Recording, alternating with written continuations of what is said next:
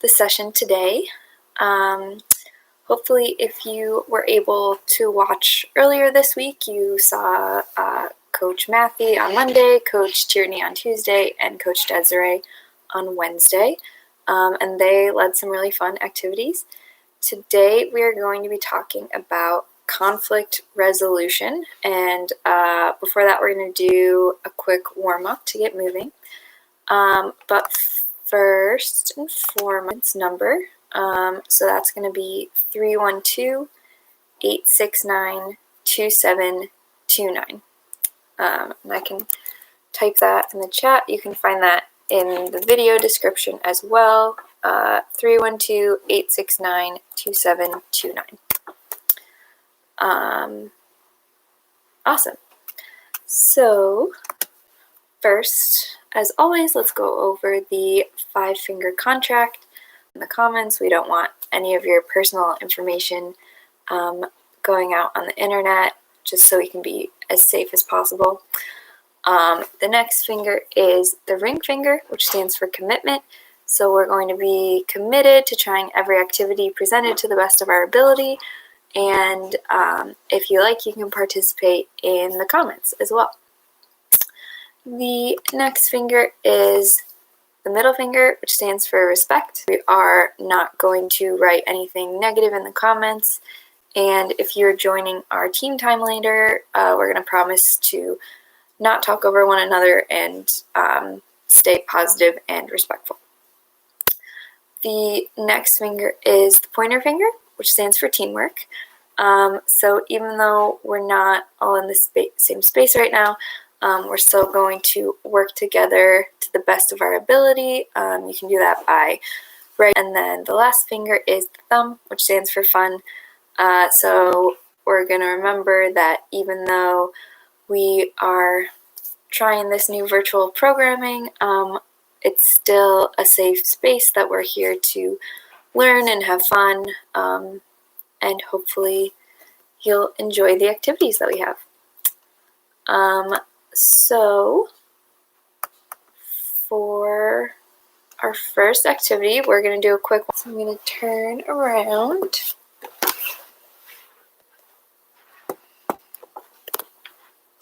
Okay, so first we are going to stretch. So let's start with some arm circles going forward.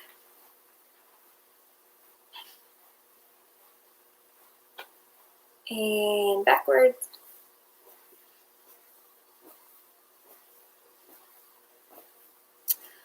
All right, let's put our right arm across and hold it with our other arm. And switch. And hold your elbow.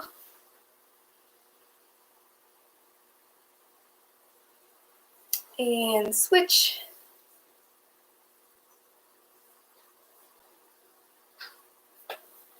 All right, let's grab our right leg behind us, try to balance.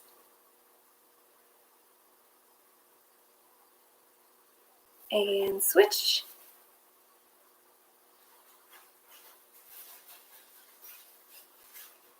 And now we're going to go bend to the right and forward.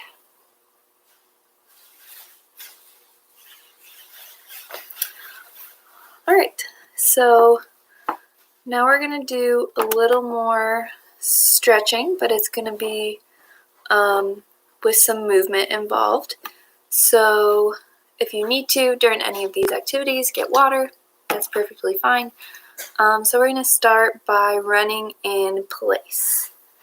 So just nice and the next one, instead of running, you're going to do high knees. So lift your knees up as high as you can go. All right?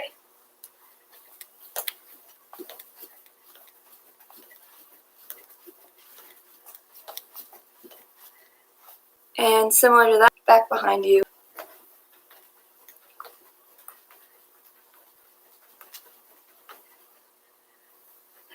Okay. The next one, let's do some side-to-side jumps. So you're going to keep your feet together and jump from side to side. All right?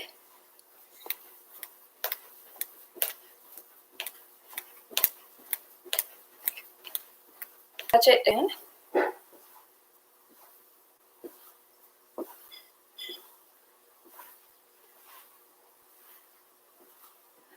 Okay, some shuffling. So we're going to go from side to side across the room with as much space as you can. So you're going to shuffle to one side and the other. Okay, now let's try one more. Let's do some jumping jacks. So we'll try 20 jumping jacks. Ready? 1, 2, 3, 4, 5, 6, 10, 15, and 20. All right, good job. Okay, all right, if you need to get some water, go ahead and do that. Conflict resolution. So does anyone know what conflict resolution means? If you do, you can type it in the chat and I'll see it. So the definition that I found, conflict resolution is when two or more people try to find a peaceful solution to a disagreement. So you and a couple other people are having a disagreement. So conflict resolution is when you try to solve that problem. And obviously, sometimes all of us may get angry. It might be because we feel like something is unfair. Someone maybe took something from us or broke something of ours without asking. Or maybe someone is being mean to you, or you think they're being mean to you. So when this happens, we might want to throw a tantrum, get really upset, be mean to other people, but that isn't really going to help solve the problem. So that's where conflict resolution comes in. So conflict resolution involves being by yourself to be able to get all your emotions out. So this could include taking a walk, talking to someone else about your feelings, maybe writing in a journal, or doing some sort of more physical activity like going on a run or thoughts. Then you can move on to determine the best way to try to resolve the conflict with the other person. So we're going to talk about 3 different ways that we have to resolve conflict. The first one is communicate. So this just means you and the other person explaining what happened, and maybe some conflicts start because people just misunderstood you. So you would just talk to the other person and explain your side of the story, and then realize that there isn't really a conflict. So then you would be done.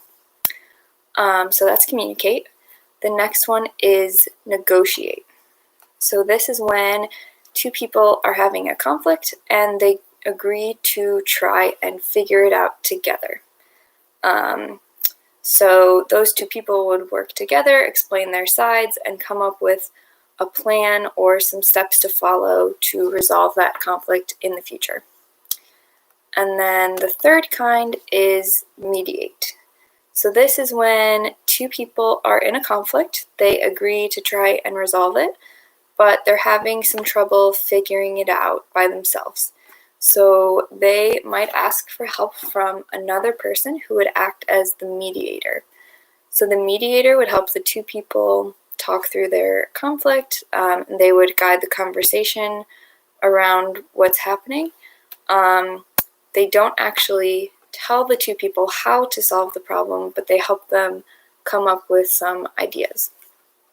Okay, so those 3 kinds were communicate, which is when there's just a misunderstanding, negotiate when you and the other person work together, and mediate when you bring in someone else to help you. 3 of those. The first step is always being able to express what you feel.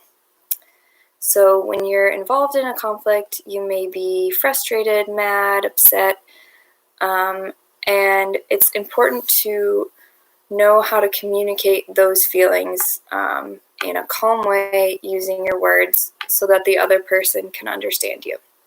So one really good way to do that is called I messages. So this is a positive way to tell others how you feel, way to share your feelings.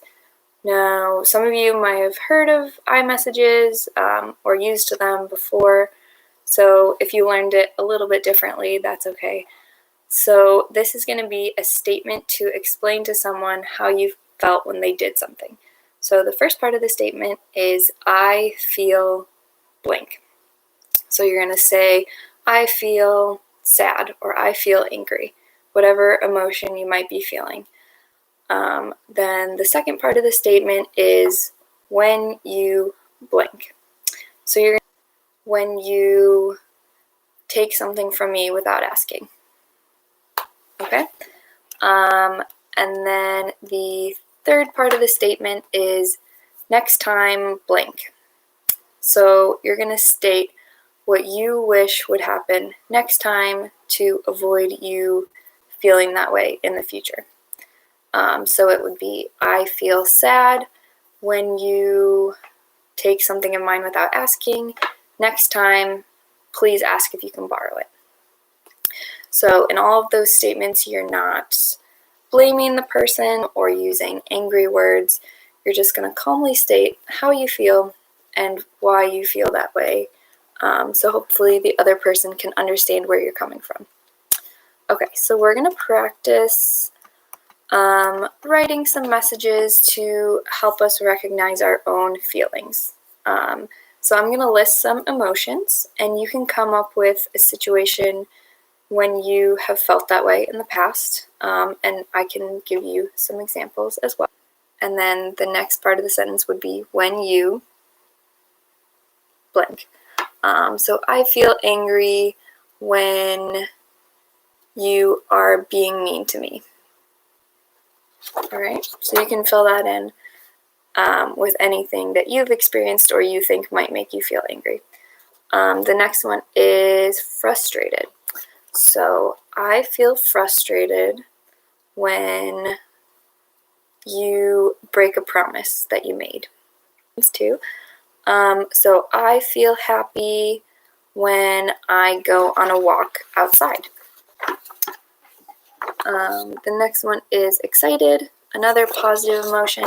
So I feel excited when you talk to me on the phone. So maybe talking to your friends makes you feel. I feel anxious when I am meeting someone new. So you can take all of these emotions and come up with different situations when you might feel that way, and you can turn those into different I statements. So let's go through a few examples of 2 more examples where we can write an I statement for.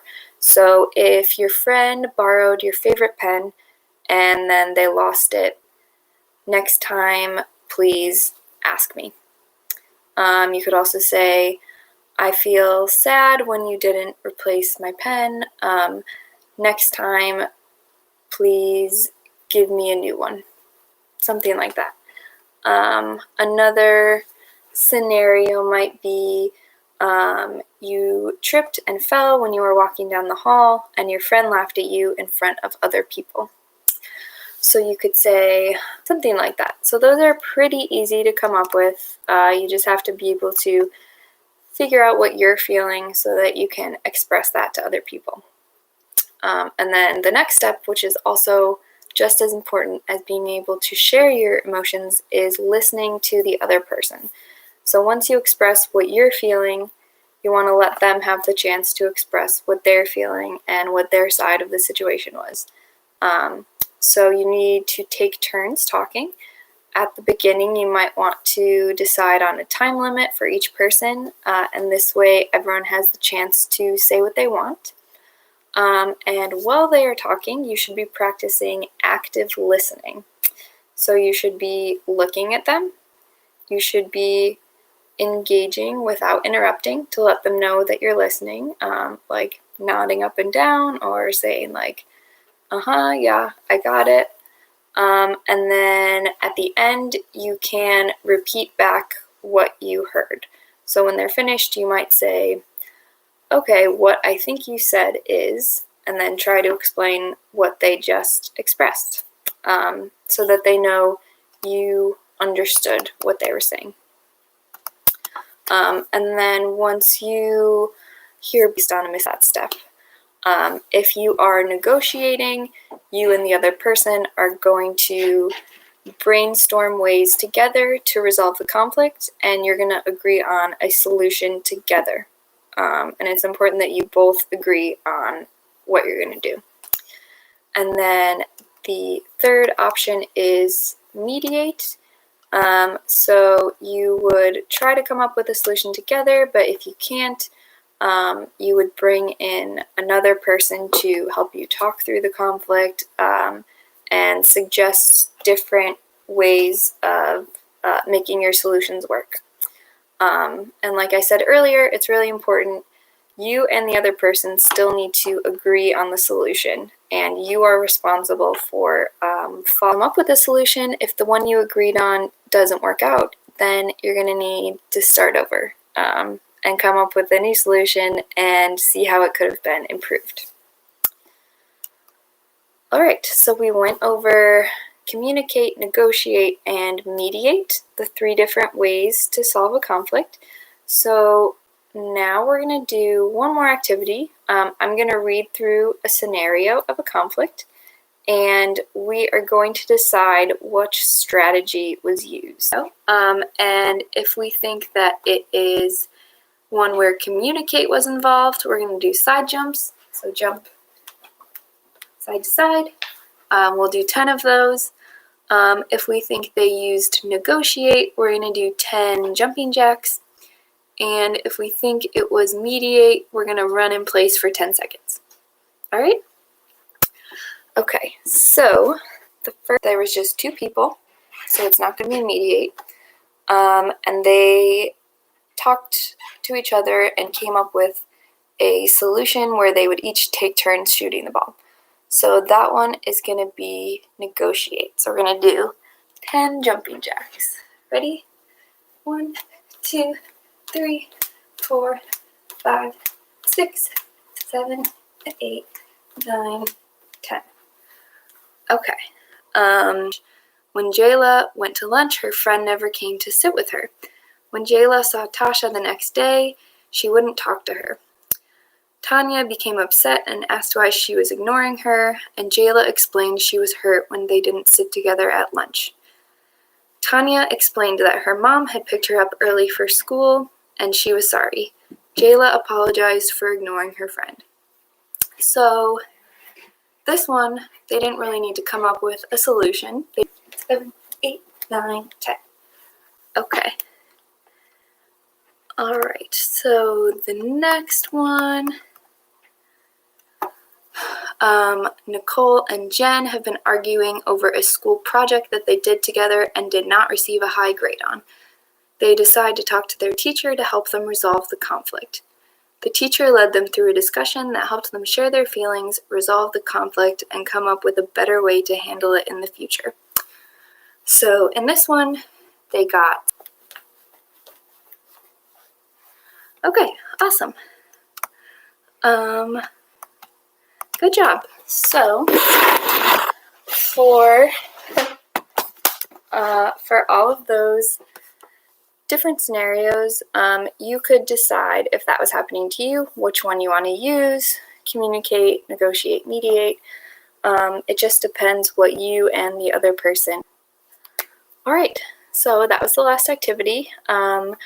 I hope everyone did at the beginning. If you could text your name and your school to the number that I typed in the chat, so that we can mark our attendance. If you would like to join us tomorrow, Coach Stephanie will be leading programming at 3. You can follow the same link at girlsinthegame.org/live, and you can see her video. And if you will be joining and if you want to see more videos of activities that you can do at home, you can go to our Girls in the Game Facebook or Instagram or our YouTube page for more videos and ideas. All right, thank you so much for joining today, everyone. I'll see you next week.